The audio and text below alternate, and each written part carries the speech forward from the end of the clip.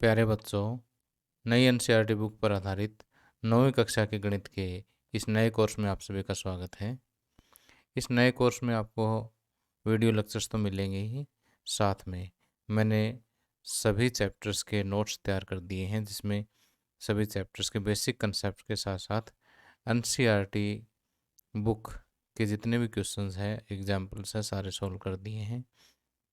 इसके अलावा multiple choice questions की इंटरेस्टिंग वे से प्रैक्टिस करने के लिए आपके लिए ऑनलाइन क्विज़ तैयार की गई है, ऑनलाइन टेस्ट तैयार किए गए हैं, और साथ ही चैप्टर के लास्ट में जो है आपका टेस्ट लिया जाएगा।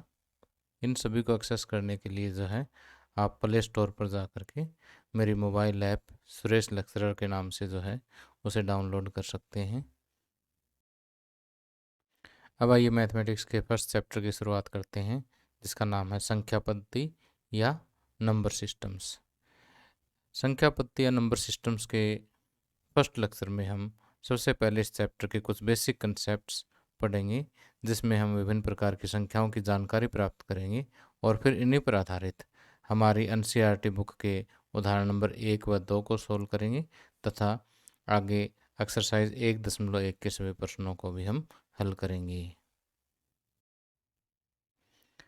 तो देखिए, संख्या पद्धति चैप्टर में सबसे पहले हमें विभिन्न प्रकार की संख्याओं के बारे में ज्ञान होना बहुत ज़रूरी है।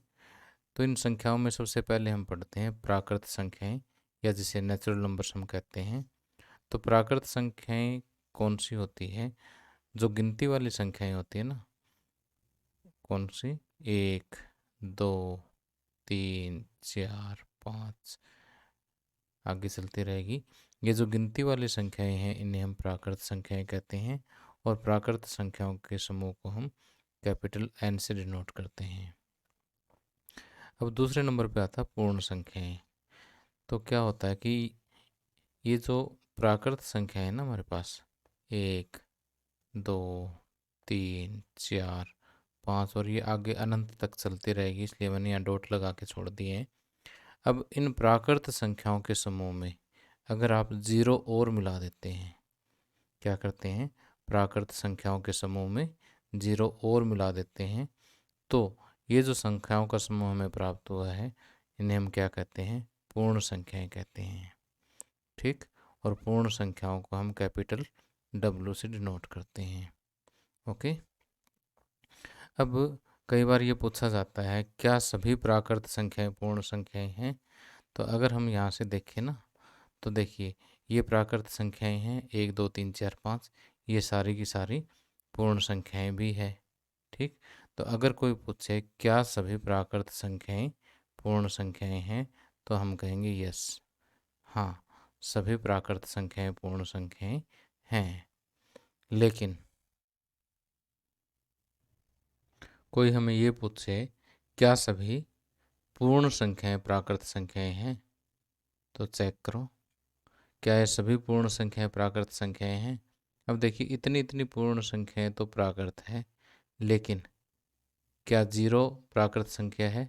आप देख सकते हैं नहीं है, तो इसका आंसर होगा नहीं, सभी पूर्ण संख्याएं प्राकृत संख्याएं नहीं है। क्यों नहीं है? क्योंकि जीरो पूर्ण संख्या तो है, लेकिन प्राकृत संख्या नहीं है। अब आगे बढ़ते हैं। तीसरी प्रकार की जो संख्या हमारे पास आती है, वो है पूर्णांक। अब देखिए, पूर्ण संख्याओं के समूह में हम क्या मिलाएं तो पूर्णांक बनेगा। देखिए, एक बार मैं पूर्ण संख्या यहाँ पर लिख लेता हूँ, 0, 1, 2, 3, 4, 5 एंड सो ऑन। अगर पूर्ण संख्याओं के समूह में हम प्राकृत संख्याओं का ऋणात्मक, यानी -1, -2, -3, और ये इधर भी अनंत तक, अगर ये और शामिल कर देते हैं, तो ये जो संख्याओं का समूह हमें प्राप्त हुआ है, ये क्या कहलाएगा? ये पूर्णांक कहलाएगा। ठीक, और पूर्णांक को हम कैपिटल लेटर Z से डिनोट करते हैं। तो आप ये कहोगे सर कि होल नंबर का W समझ आता है, नेचुरल नंबर का N समझ आता है, इंटीजर्स के लिए Z क्यों? वास्तव में एक जर्मन भाषा का शब्द है जेलहीन, ZAHLEN, जेलहीन। जेलहीन का मतलब होता है काउंटिंग या गिनना। उसी शब्द से जो है ये जेड ड्राइव किया गया है। अब देखिए ऊपर की तरह से दोबारा से वही क्वेश्चन, इसी टाइप का क्वेश्चन आपसे पूछा जा सकता है, क्या सभी पूर्ण संख्याएं पूर्णांक है? क्या सभी पूर्ण संख्याएं, देखिए ये सारी पूर्ण संख्याएं हैं, ये देखिए सारे पूर्णांक हैं, तो हम ये कहेंगे यस, सभी पूर्ण संख्याएं क्या होती है, पूर्णांक होती हैं। लेकिन अगर उल्टा पूछा जाए तो क्या सभी पूर्णांक पूर्ण संख्याएं होती है? तो देखिए इतने इतने पूर्णांक तो यहाँ हम देख पा रहे हैं कि पूर्ण संख्याएं हैं, लेकिन ये जो ऋणात्मक पूर्णांक है ना, ये पूर्ण संख्याएं नहीं हैं। तो यहाँ पर एक बात और बता देता हूँ कि ये जो पूर्णांक है ना, जिनके आगे माइनस का निशान लगा रखा है, ये ऋणात्मक पूर्णांक कहलाते हैं, और एक से आगे ये वाले ये धनात्मक पूर्णांक हैं, और जीरो जो है वो न तो धनात्मक है न ही ऋणात्मक है, ये न तो धनात्मक है और न ही ऋणात्मक है। तो ये बात आपने याद रखनी है। अब देखिए इन तीनों प्रकार की संख्याओं को हम संख्या रेखा पर किस तरह से दर्शा सकते हैं। इसके लिए जैसे हम यहाँ से इकाई दूरी पर जो है बराबर दूरी पर कुछ इस तरह से पॉइंट्स ले सकते हैं, और मान लेते हैं कि इस पॉइंट को मैंने संख्या एक का नाम दे दिया, कि ये हम ये मान के चलते हैं कि ये बिंदु संख्या एक को प्रदर्शित करता है। तो ये बिंदु जो है संख्या दो को प्रदर्शित करेगा, ये तीन, ये चार, ये पाँच, और आगे देखिए इस संख्या पर ये जो तीर का निशान लगा हुआ है, इसका मतलब ये आगे तक चलती रहेगी। तो ये प्राकृत संख्याएं होगी। अब इसमें आपने जीरो और शामिल कर दिया तो ये पूर्ण संख्याएं होगी, और इसमें अगर आपने इस तरह से माइनस एक, माइनस दो, माइनस तीन आदि ऋणात्मक संख्याएं और शामिल कर दी तो ये, अब देखिए इधर भी तीर का निशान है, इसका मतलब ये भी अनंत तक चलेगा। तो ये हो गए सारे पूर्णांक। ठीक। अब देखिए कि जिस तरह से यहाँ पर ये जो बिंदु है माइनस दो को प्रदर्शित कर रहा है, ये बिंदु माइनस एक को, ये बिंदु जीरो को, ठीक है। तो ये बिंदु जैसे संख्याओं को प्रदर्शित कर रहे हैं, इसी तरह से इस संख्या रेखा पर प्रत्येक बिंदु किसी न किसी संख्या को, किसी न किसी एक संख्या को प्रदर्शित जरूर कर रहा होता है।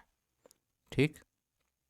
तो ये बात सिद्ध हो चुकी है कि प्रत्येक बिंदु एक अद्वितीय संख्या को प्रदर्शित करता है। ठीक। तो किन्हीं भी दो बिंदुओं के बीच में अनंत बिंदु हो सकते हैं, तो किन्हीं भी दो संख्याओं के बीच में अनंत संख्याएं हो सकती हैं। तो देखिए कि इन संख्याओं में से बहुत सी संख्याएं ऐसी है जिनको आप p बाई क्यू के रूप में लिख सकते हैं, जहां p और q दोनों ही क्या हो, पूर्णांक हो। ठीक। और नीचे जो हर है वो जीरो नहीं होना चाहिए। अब आप क्या कहोगे, सर ये क्या बता दिया, समझ नहीं आया। तो मैं कह रहा हूँ कि जैसे यहाँ पर बहुत सारी संख्याएं ऐसी है जिनको आप इस तरह से बटे में लिख सकते हो, जैसे माइनस दो बटे तीन। ठीक। जिसमें ऊपर भी पूर्णांक हो, नीचे भी पूर्णांक हो, बस नीचे जीरो नहीं होना चाहिए, क्योंकि अगर नीचे जीरो आ गया तो वो गणित में परिभाषित नहीं है। ठीक। तो एक बार फिर से रिपीट कर रहा हूँ कि इनमें से बहुत सारी संख्याएं ऐसी है जिनको आप p बाई क्यू के रूप में इस तरह से बटे के रूप में लिख सकते हो, जहाँ ऊपर और नीचे दोनों ही क्या हो, पूर्णांक हो। ठीक। और नीचे जीरो ना हो। तो ऐसी जो संख्याएं हैं जिनको आप p बाई क्यू के रूप में लिख सकते हैं, जहाँ p और q दोनों ही क्या होने चाहिए, पूर्णांक होने चाहिए, ऐसी संख्याएं जो है वो क्या कहलाती हैं, परिमेय संख्याएं कहलाती हैं। ठीक। तो और जो p बाई क्यू के रूप में नहीं लिखी जा सकती वो क्या कहलाती है, अपरिमेय संख्याएं कहलाती हैं। तो अगर हम यहाँ पर बात करें कि जितने भी पूर्णांक है ना, जैसे मान लिया पाँच है, पाँच को मैं लिख सकता हूँ पाँच बटे में एक, तो देखिए p बाई क्यू का रूप हो गया। यहाँ पाँच भी पूर्णांक है और एक भी पूर्णांक, और नीचे जीरो भी नहीं है। तो इसका मतलब ये जितने भी पूर्णांक है उसके डिवाइड बाई वन दे सकते हो, यानी -3 को लिख सकते हो -3/1 लिख सकते हैं। तो ये भी p/q का रूप हो गया। तो जितने भी पूर्णांक है इसको आप p/q के रूप में लिख सकते हो। इसका मतलब जितने भी पूर्णांक है वो परिमेय संख्याएं है। लेकिन क्या उल्टा सत्य है? क्या सभी परिमेय संख्याएं पूर्णांक है? तो यहाँ पर इसी पे विचार कर लो। -2/3 p/q का रूप तो है, क्या ये पूर्णांकों में प्रेजेंट है? नहीं है, तो उल्टा सत्य नहीं है। तो यहाँ से देखिए एक इम्पोर्टेंट क्वेश्चन बन रहा है, एग्जाम में ज़रूर पूछेंगे आपसे।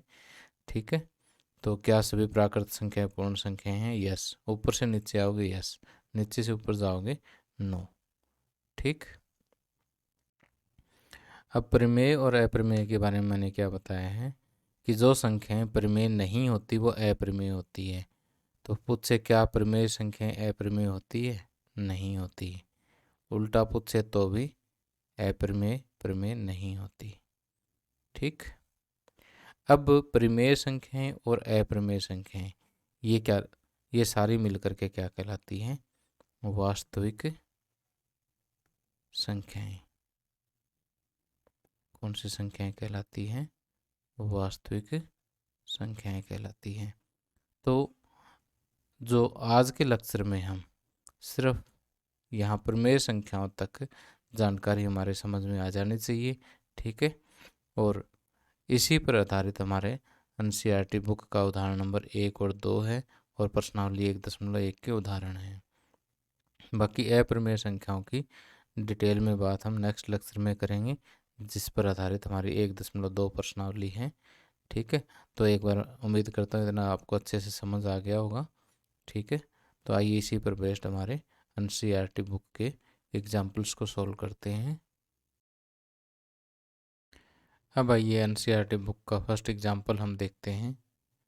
फर्स्ट एग्जाम्पल में जो है आपको कुछ कथन दिए हुए हैं और वो कथन हमें चेक करके बताने हैं कि ये कथन सत्य है या असत्य है, और साथ में इनका कारण भी हमें देना है।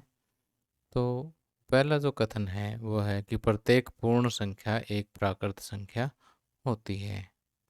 प्रत्येक पूर्ण संख्या एक प्राकृत संख्या होती है। अब देखिए कि इनको आपने बिल्कुल जल्दबाजी में कोई भी जवाब नहीं देना है, पहले आपने पूरी तरह से इन पे सोचना है। पूर्ण संख्या होल नंबर 0, 1, 2, 3 आदि, और प्राकृत संख्या 1, 2, 3 आदि। तो अब ये कहता है कि प्रत्येक पूर्ण संख्या यानी ये सभी यहाँ पर प्रेजेंट है। तो ये बात तो स्पष्ट दिखाई दे रही है।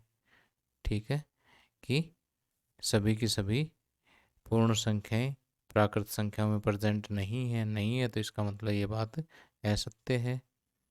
तो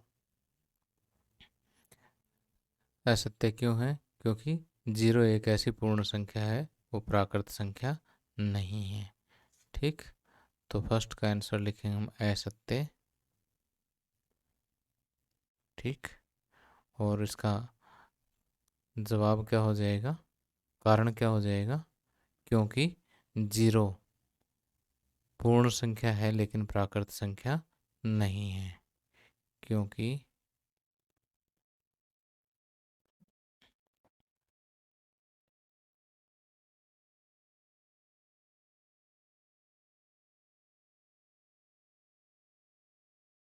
अब इसी तरह से अगर सेकंड पार्ट पे विचार करें तो प्रत्येक पूर्णांक एक परिमेय संख्या होता है। अब पूर्णांक देखिए कौन कौन से होते हैं, -3, -2, -1, 0, 1, 2, 3 और ये आगे तक, ये सारे पूर्णांक हैं। प्रत्येक पूर्णांक एक परिमेय संख्या होती है। तो प्रत्येक पूर्णांक के बटे में आप एक दे सकते हो, तो ये p/q का रूप हो गया। ठीक है, p/q का रूप हो गया, तो इसका मतलब ये सारे परिमेय संख्या है। तो ये कथन क्या हो गया? सत्य हो गया। ठीक, सत्य क्यों हो गया? क्योंकि प्रत्येक पूर्णांक m को आप m/1 के रूप में लिख सकते हैं। ठीक है, यानी हर एक को अलग अलग से बताने के बजाय हम कहेंगे प्रत्येक पूर्णांक m को m/1 के रूप में लिख सकते हैं, क्योंकि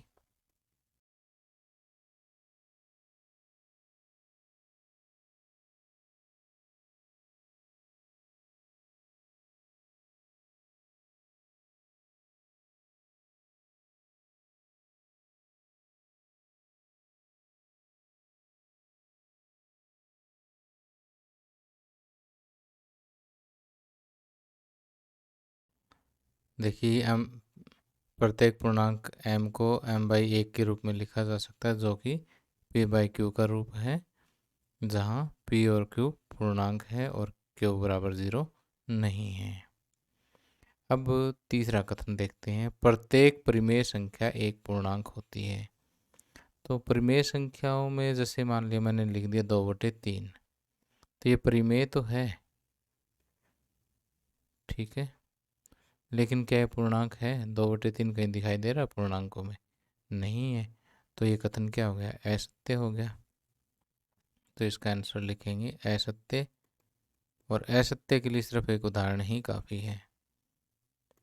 असत्य, असत्य वाला का कारण देंगे क्योंकि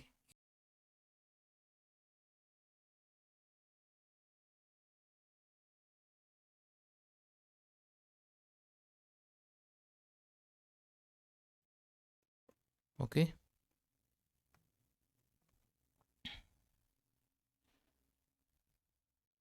अब आगे सेकंड क्वेश्चन देखिए, सेकंड एग्जाम्पल देखिए। सेकंड एग्जाम्पल में कहता है कि 1 और 2 के बीच की 5 परिमेय संख्याएं ज्ञात कीजिए। तो अगर संख्या रेखा पर मैं देखूँ ना, तो जैसे मैंने यहाँ पर एक बिंदु ले लिया 0, यहाँ पर ले लिया मैंने 1, और यहाँ पर ले लिया 2, 1 और 2। अब देखिए कि 1 और 2 के बीच में मैं कितने बिंदु लगा सकता हूँ? मैं अनंत बिंदु लगा सकता हूँ यहाँ पर, छोटे छोटे, ठीक है। तो इन अनंत बिंदुओं में अनंत ही परिमेय संख्याएं हैं और अनंत ही अपरिमेय संख्याएं हैं। तो किन्हीं भी दो संख्याओं के बीच में अपरिमित रूप से अनेक परिमेय संख्याएं हो सकती है, अनगिनत परिमेय संख्याएं, जिसको हम आसान भाषा में कहें तो हो सकती है। लेकिन हमें बतानी कितनी है? सिर्फ 5 ही बतानी है। बहुत ही आसान तरीका समझा रहा हूँ कि 5 बतानी है, तो मैं इक्वल इसके 5 पार्ट कर लेता हूँ। 5 इक्वल पार्ट करने के लिए एक बीच में और 2 इधर, ये बीच वाला तो हो गया, 2 इधर, ठीक। तो मैंने बीच के 5 बिंदु ले लिए हैं, ठीक। तो थोड़ा सा और आसान बनाने के लिए मैं क्या करता हूँ, 0 और 1 के बीच में इस तरह से 5 बिंदु बना लेता हूँ। ध्यान से समझना इसको, ठीक है। तो इस टाइप के सम जैसे हम 6th क्लास में भी करते थे, कि जैसे 0 और 1 के बीच में अगर ये 5 बिंदु हमने बनाए हैं, तो कितने हिस्से हो जाते हैं? 1 2 3 4 5 बिंदु बनाने से 1 2 3 4 5 6, यानी ये पार्ट जो 6 हिस्सों में बट जाता है। अगर 5 कट मारोगे 6 हिस्सों में बटेगा। तो ये इतना इतना जो है छठा हिस्सा हो गया ना, ठीक। तो ये जो पॉइंट है, ये संख्या 1/6 को प्रदर्शित करता है। इसी तरह से ये वाला है, ये 2/6 को, ये वाला 3/6 को, ये 4/6 को, ये 5/6 को, और एक को आप लिख सकते हो 6/6। कट करोगे देखो एक ही आएगा। अब इसी तरह से ये 7/6, ये 8/6, ये 9/6, ये 10/6, और ये 11/6। तो यहाँ से और ये हो गया 12/6, ठीक। तो हमें बताना है कि 1 और 2 के बीच की 5 परिमेय संख्याएं। तो ये होगी 7/6, 8/6, 9/6, 10/6 और 11/6। 1 2 3 4 5 परिमेय संख्याएं हो गई, ठीक। तो अब देखिए, ये वाली चीज़ तो मैंने जस्ट आपको समझाने के लिए की है, ठीक। तो इस तरह से 1 और 2 के बीच की 5 परिमेय संख्याएं आप ढूंढ सकते हैं। ठीक है।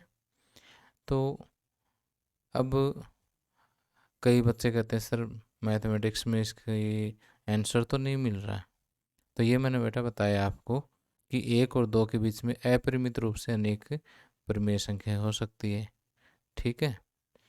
तो मैथमेटिक्स में हमारी बुक में जो है एक अल्टरनेटिव मेथड लगाया हुआ कि 1+2 करके उसको हाफ करो। ठीक है। फिर इन दोनों को प्लस करके हाफ करो, वो थोड़ा सा लेंथी हो जाता है। ठीक है। तो संख्याएं उसमें अगर मेथड अलग लगाओगे तो अलग ही संख्याएं मिलेगी ना। लेकिन हमारा ये आंसर बिल्कुल ठीक है, बुक वाला मेथड भी ठीक है।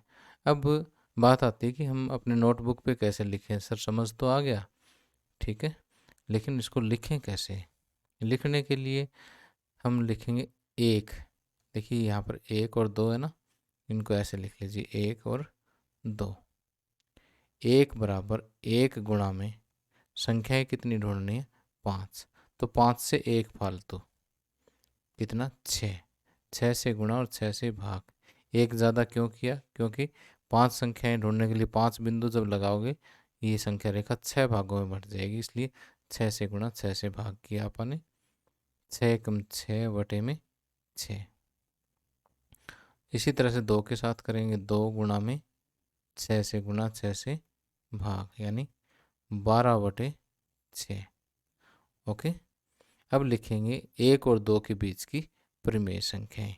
यानी नीचे मेरे पास जगह कम है, मैं यहाँ लिख देता हूँ 1 और 2 के बीच की 5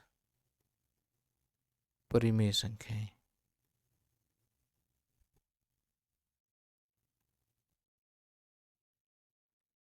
कौन कौन सी, या 6/6 या 12/6। तो यहाँ से शुरू हो जाएंगे, 1 बढ़ा करके 7/6, 8/6, 9/6, 10/6 और 11/6। यही आंसर होगा बस। ठीक है। बाकी ये आपको करके नहीं दिखाना है। ठीक है, दिखाना चाहो आपकी मर्जी है, बाकी इतना सफिशियंट है। ओके।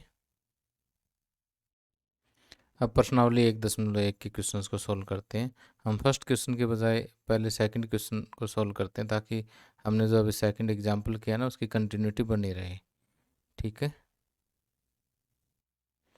अब देखिए 3 और 4 के बीच की कितनी परिमेय संख्याएं ढूंढनी है, हमें 6 परिमेय संख्याएं लेनी है। तो देखिए 3 लिखा यहाँ पर मैंने, और दूसरा क्या लिखा, 4। अब संख्याएं कितनी ढूंढनी है मुझे, 6। तो कितने से गुणा करूँगा, 6 से 1 ज़्यादा, यानी 7/7। इसी तरह से 4 गुणा में 7/7। आप चाहो तो फालतू भी कर सकते हो, 8 से गुणा 8 से भाग, 10 से गुणा 10 से भाग कर सकते हो, कोई बड़ी बात नहीं है। ठीक है। लेकिन आपको लिखनी 6 है। तो 7×3 = 21/7 और ये 7×7 = 28/7। अब 3 और 4 के बीच की 6 परिमेय संख्या है। 21 के बाद आ गया 22, 22/7, फिर 23/7, 24/7, 25/7, 26/7 और 27/7। ये आंसर आ जाएगा। लिखेंगे हम 3 और 4 के बीच की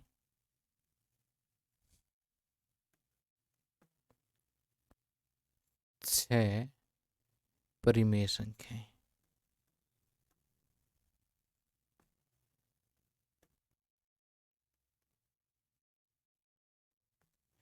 कौन कौन सी बताई मैंने, 21 के बाद हो जाएगी 22/7, 23/7, 24/7, 25/7, 26/7 और लास्ट में और 27/7। ये आंसर आ जाएगा। ठीक। फिर वही बात आती है कि इसको अगर आप बुक में पीछे आंसर मिलाओगे तो ये नहीं मिलेंगे, लेकिन ये 100% आपका बिल्कुल सही समय, कोई गलती इसको नहीं कर सकता। अब सम की कंटिन्यूटी बनाने के लिए हम तीसरा क्वेश्चन ले लेते हैं कि यहाँ 3/5 और 4/5 के बीच 5 परिमेय संख्याएं आपको बतानी है। तो 3/5, 5 से में एक प्लस कर दीजिए 6, 6 से गुणा 6 से भाग, और यहाँ पर 4/5, इसको भी 6 से गुणा और 6 से भाग। अब सोल्व कर लीजिए, 3 छिके 18 और 5 छिके 30, 4 छिके 24 और 5 छिके 30। ठीक। अब 18 के बाद क्या आता? 19, 20, 21, 22, 23। ठीक है, तो वो 5 उसी हिसाब से हो जाएगी। 19/30, 20/30, 21/30, 22/30 और 23/30। तो हम लिखेंगे इसलिए 3/5 और 4/5 के बीच की 5 परिमेय संख्याएं।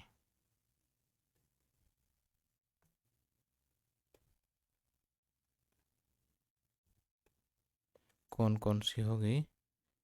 19/30, 20/30, 21/30, 22/30, 4 और लास्ट होगी 23/30 और 23/30। ये आंसर है। ओके। अब एक्सरसाइज का फर्स्ट क्वेश्चन देखते हैं। कहते हैं क्या शून्य एक परिमेय संख्या है? तो सिंपल सी बात है, शून्य अपन ने पूर्णांकों में पढ़ा, ये भी बता दिया मैंने कि सभी पूर्णांक क्या होते हैं, परिमेय संख्याएं होती है। तो अब ये कहता है क्या आप इसे p/q के रूप में लिख सकते हैं, जहाँ p और q पूर्णांक है और q बराबर 0 नहीं है। तो इसका आंसर तो सिंपल सी बात है कि हाँ में आएगा। हाँ, शून्य एक परिमेय संख्या है, क्योंकि शून्य को आप क्या लिख सकते हो? 0/1, जो कि p/q का रूप है। अगर p/q के रूप में लिख दिया और नीचे देखिए 0 भी नहीं है, यानी q 0 भी नहीं है, इसका मतलब ये परिमेय संख्या है। तो इसका हल हम लिखेंगे, हाँ, शून्य एक परिमेय संख्या है। शून्य एक परिमेय संख्या है।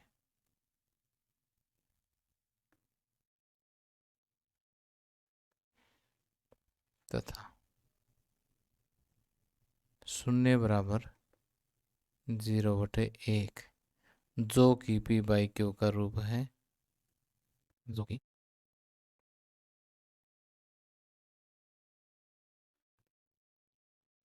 जहाँ p और q पूर्णांकों से संबंधित है तथा q 0 नहीं है। ठीक।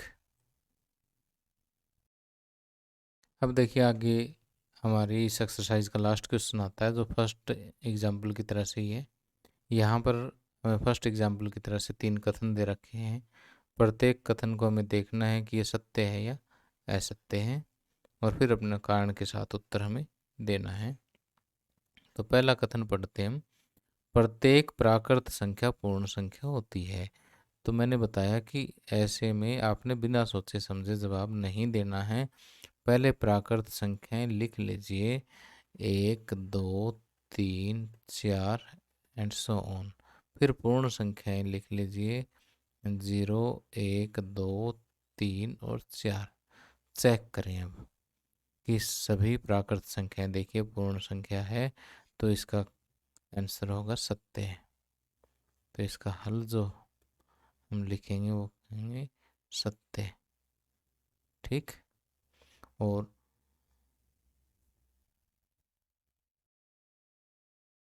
और इसका कारण क्या लिखेंगे? कारण हम ये लिखेंगे कि सभी प्राकृत संख्याओं और शून्य के संग्रह से पूर्ण संख्याएं बनती है। सभी प्राकृत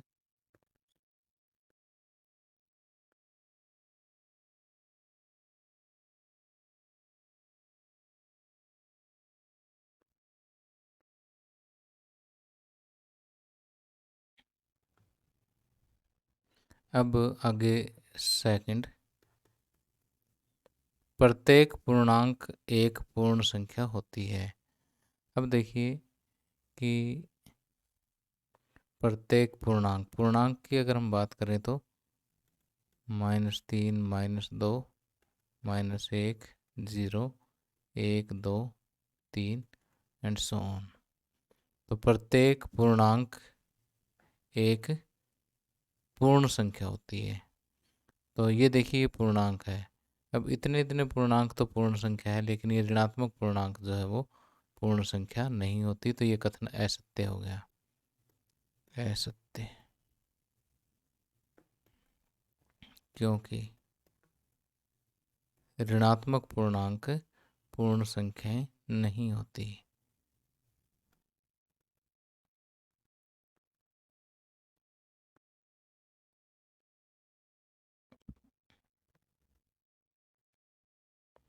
अब इसी तरह से हम थर्ड पार्ट पे विचार करते हैं। तीसरा कथन है कि प्रत्येक परिमेय संख्या एक पूर्ण संख्या होती है। प्रत्येक परिमेय संख्या एक पूर्ण संख्या। तो देखिए कि अगर मान लीजिए मैंने कोई भी एग्जांपल ले लिया, जैसे -3/7, ये परिमेय संख्या तो है लेकिन पूर्ण संख्या नहीं है। तो ये कथन भी क्या हो गया, असत्य हो गया।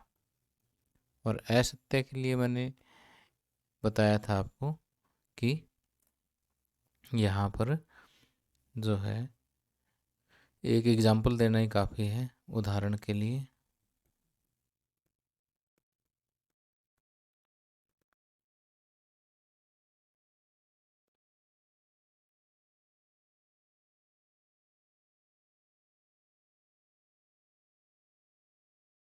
ठीक है, तो इस तरह से हम लिख देंगे कि यह कथन असत्य है, क्योंकि जैसे -3/7 एक परिमेय संख्या है लेकिन पूर्ण संख्या नहीं है।